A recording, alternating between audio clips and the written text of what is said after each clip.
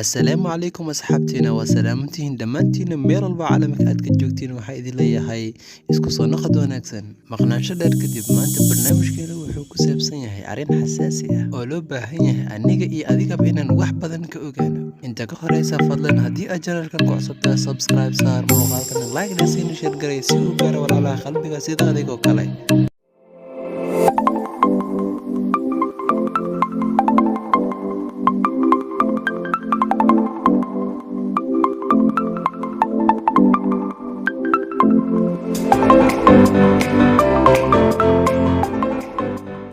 waxaan barnaamijkeena ku soo hadlan doonaa maanta afxiriyada ugu qaalisan caalamka ama sida loo taqaano face mask.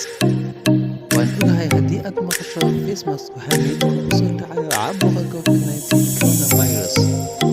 geedkan asiga ah dad ayaa dhowr magac u yaqaana, xitaa waan ku maqla magac la yiraahdo geedka corona. intaas waa iga kaftan, waxaan sii gudbinayna barnaamijkeena.